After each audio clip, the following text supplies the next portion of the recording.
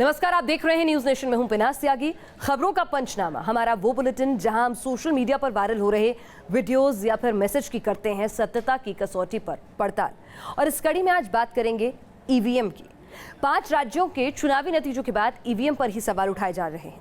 विपक्षी पार्टियों ने ईवीएम में धांधली का आरोप लगाया है। देखिए सबसे पहले क्या इस तरह के आरोप सोशल मीडिया पर भी पहले से फैल रहे थे, इस रिपोर्ट में देखिए। वोटिंग मशीन ने बीजेपी के सिवाय किसी दूसरी पार्टी के वोट को स्वीकार ही नहीं किया है। क्या ईवीएम के साथ छेड़छाड़ की जा सकती है?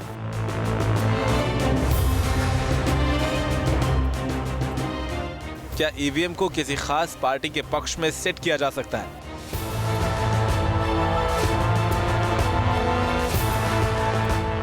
क्या चुनाव में पसंदीदा उम्मीदवार जिताया जा सकता है?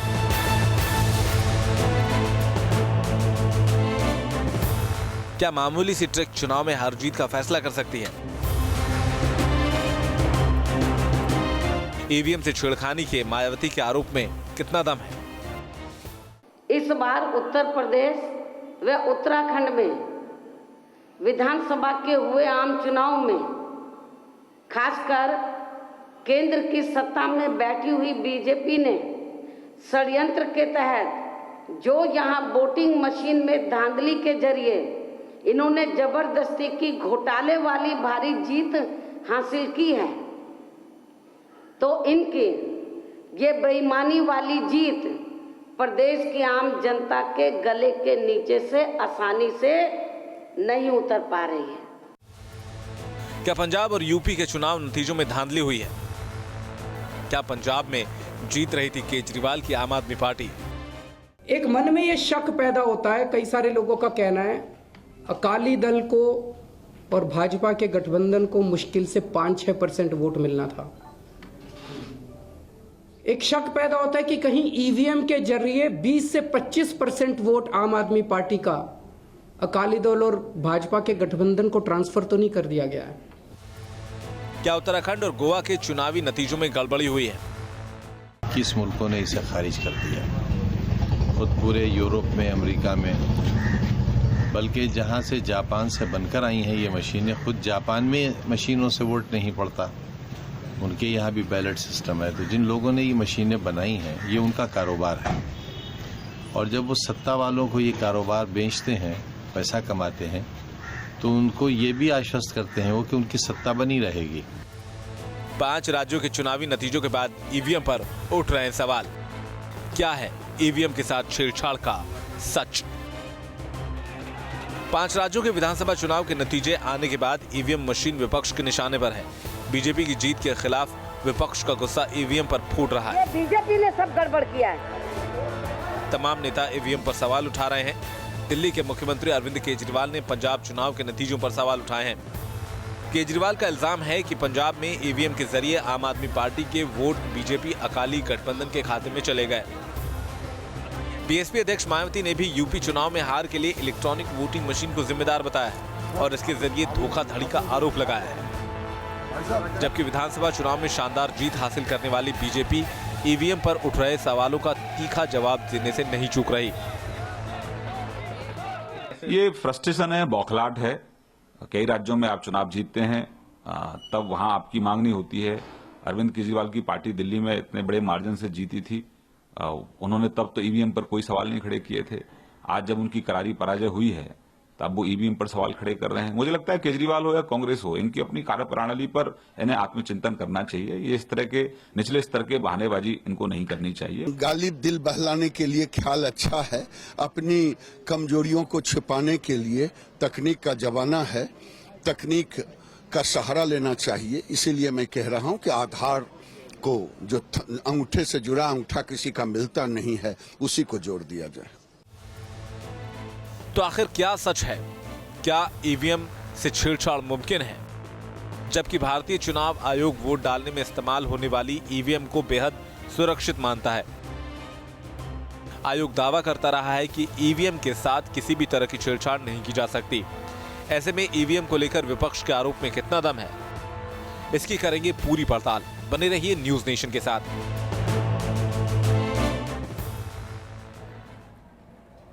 और आपको बता दें, ईवीएम में गड़बड़ी का मुद्दा नया नहीं है। 2009 में लोकसभा चुनाव हारने के बाद बीजेपी के भी कई नेताओं ने ईवीएम पर सवाल उठाया था। अब पंजाब और यूपी विधानसभा के चुनावी नतीजों को लेकर सवाल उठ रहे हैं। देखिए रिपोर्ट।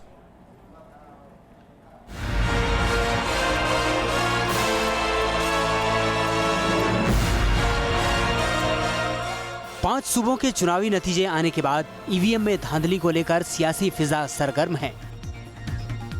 विपक्षी नेताओं का आरोप है कि चुनाव परिणाम ईवीएम से छेड़छाड़ की वजह से बदल गए।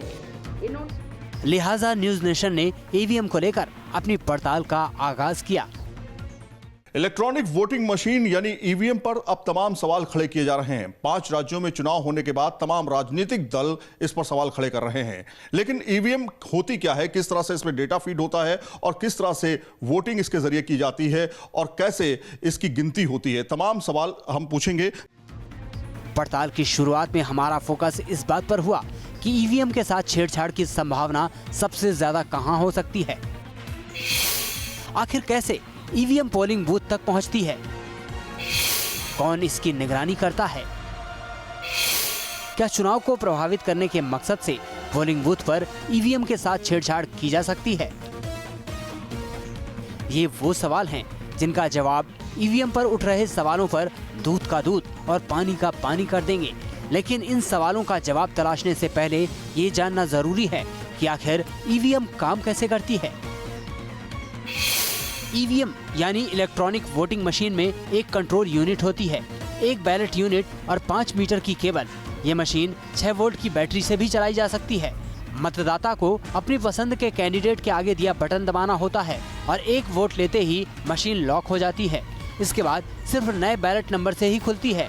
1 मिनट में ईवीएम में सिर्फ 5 वोट दिए जा सकते हैं। ईवीएम में अधिकतम 3840 वोट दर्ज किए जा सकते हैं। ईवीएम अधिकतम 64 उम्मीदवारों के लिए काम कर सकती है। एक बैलेटिंग यूनिट में 16 उम्मीदवारों के लिए ऑप्शन रहते हैं। अगर अभ्यर्थियों की कुल संख्या 16 से अधिक हो जाती है तो पहली बैलेटिंग यूनिट के साथ साथ एक दूसरी बैलेटिंग यूनिट जोड़ी जा सकती है। Electronic voting machine it's a very simple piece of hardware. इसके अंदर 2 यूनिट होती हैं, एक होता है कंट्रोल यूनिट और एक होता है बैलेट यूनिट। दोनों को आपस में कनेक्ट किया जाता है एक 5 मीटर लंबी इनपुट आउटपुट केबल से। कंट्रोल यूनिट होती है जिसके अंदर सारा सॉफ्टवेयर एम्बेडेड किया जाता है, जिसे हम ना रीराइट कर सकते हैं ना उसे छेड़छाड़ कर सकते हैं। वो जब वो ईवीएम मशीन मैन्युफैक्चर होती है उसी समय उस कोड को उसके अंदर परमानेंटली राइट कर दिया जाता है। बैलेट यूनिट वो होती है जहाँ पे हमारे पास 16 बटन होते हैं और एक होता है काउंटिंग का बटन। उन 16 बटन पे हर एक कैंडिडेट का एक पर्टिकुलर बटन असाइन किया जाता है। जो बटन खाली रह जाते हैं उन्हें सील कर दिया जाता है। चुनाव आयोग का दावा है कि ईवीएम में मौजूद कंट्रोल यूनिट की वजह से उसमें छेड़छाड़ की कोई संभावना नहीं होती। दरअसल चुनाव के दौरान ईवीएम की कंट्रोल यूनिट पोलिंग ऑफिसर के पास होती है। किसी भी वोटर के वोट देने के पहले पोलिंग अफसर बैलेट बटन दबाकर मशीन को वोट दर्ज करने के लिए तैयार करता है। बैलेट बटन के ऊपर एक ढक्कन के अंदर 3 बटन बंद होते हैं। पहला होता है क्लोज का बटन। इस बटन को दबाने के बाद मशीन नए वोट दर्ज करना पूरी तरह से बंद कर देती है। ये बटन केवल एक ही बार दबाया जा सकता है। इस बटन को या तो वोटिंग खत्म होने के बाद शाम को या फिर बूथ कैप्चरिंग की हालत में दबाया जा सकता है। क्लोज के बटन के बगल में एक अलग खाने में 2 बटन होते हैं जो वोटों की गिनती के वक्त हर प्रत्याशी को मिले वोटों की संख्या बताते हैं।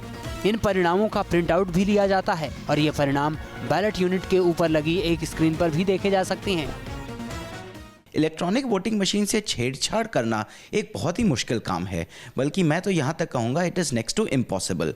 क्योंकि एक वोटिंग होने से पहले पोलिंग ऑफिसर के आगे एक इलेक्ट्रॉनिक वोटिंग मशीन को पूरी तरह से कार्यरत देखा जाता है। हर एक कैंडिडेट का एक वोटिंग बटन होता है जिसको दबाया जाता है और एक टेस्टिंग की जाती है। टेस्टिंग के उपरांत एक क्लियर बटन दबा के उस सारी मशीन को क्लियर किया जाता है और जो बटन यूज़ नहीं होते हैं उनको सील कर दिया जाता है एंड क्लियर बटन को भी सील कर दिया जाता है। तो इससे छेड़छाड़ का तो मतलब ही नहीं पैदा होता। इतने पुख्ता सिक्योरिटी फीचर और चुनाव आयोग के फुल प्रूफ इंतजाम के बीच ईवीएम में गड़बड़ी मुमकिन हो, पहली नजर में ऐसा नहीं लगता। दिल्ली से सैयद आमिर के साथ टीम न्यूज नेशन। ईवीएम से चुनावी नतीजे प्रभावित करने को लेकर किए जा रहे तमाम दावों की हमने पड़ताल शुरू की। पड़ताल के दौरान हमें सोशल मीडिया पर ईवीएम से जुड़े कई वायरल वीडियोस भी मिले। तो आखिर क्या है इन वायरल वीडियोस की हकीकत? आइए करते हैं अब इसकी पड़ताल।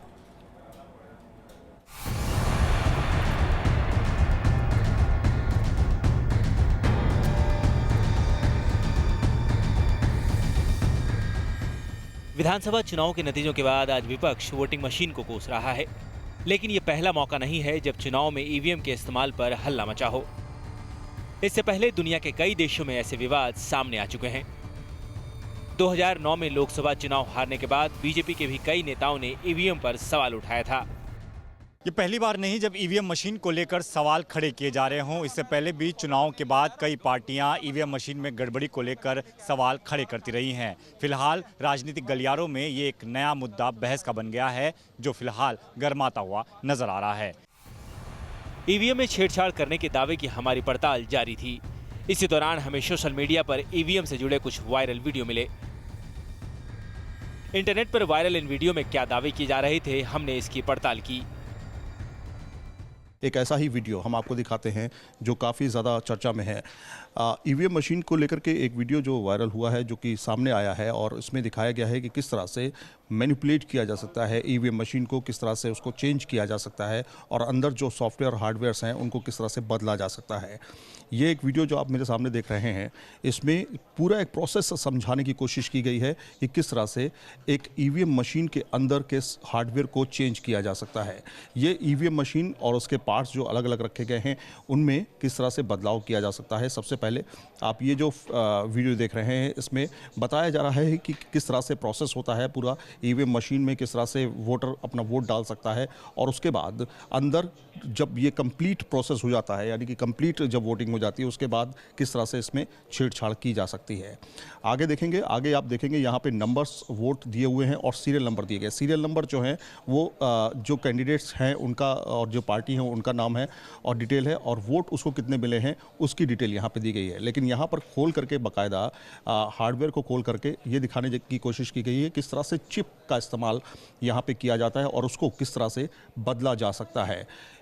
अगर आप ये इस पूरे वीडियो को देखेंगे, करीब 6 से 6.5 मिनट का वीडियो है, इसमें पूरा प्रोसेस समझाने की कोशिश की गई है कि किस तरह से ईवीएम में छेड़छाड़ की जा सकती है। यहाँ तक कि डिस्प्ले को भी बदला जा सकता है। अभी आप देख रहे हैं एक डिस्प्ले चेंज किया गया है। पोलिंग ऑफिसर्स हैं, उनको हर पोल पे अपॉइंट किया जाता है। उस समय पोलिंग ऑफिसर्स तमाम ईवीएम्स को चेक करने के बाद उस पर सील लगाते हैं ताकि उसमें छेड़छाड़ ना की जा सके।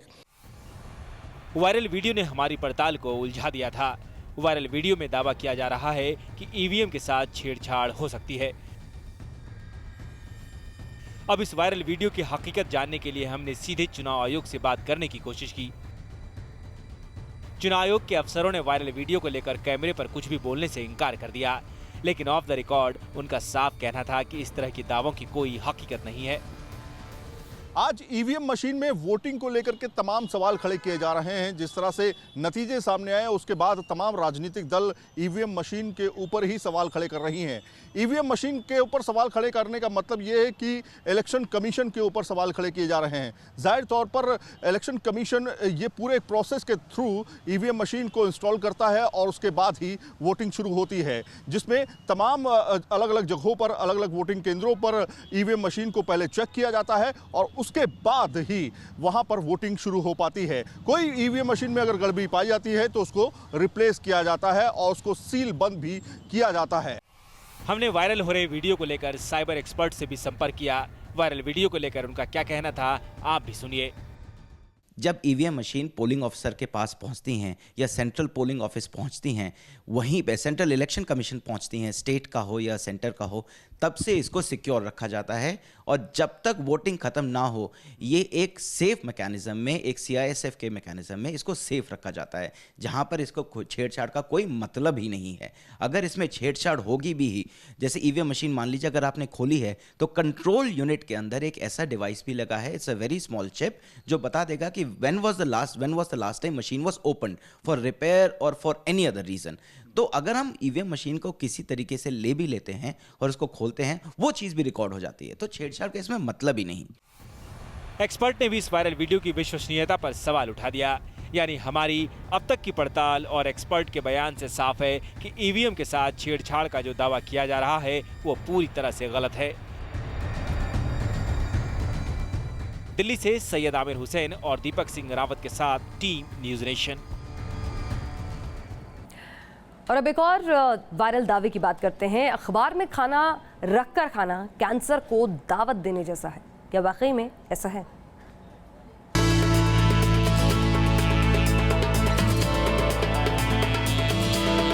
स्वाद के सातों रंगों से भरी चटपटी तीखी भजिया, भेलपूरी और समोसे भी हिंदुस्तानी स्ट्रीट फूड के वो सरमाए हैं जिनका महज नाम ही सुनकर लोगों के मुंह में पानी आ जाए। शाम की तफरी के वक्त ये नाश्ते हर हिंदुस्तानी के पसंदीदा हैं। आपने खोमचे वाले को ऑर्डर दिया, बस चंद मिनटों में अखबार में लिपटा समोसा, कचरी, प्याजू, भेलपूरी और भजिया हाजिर है।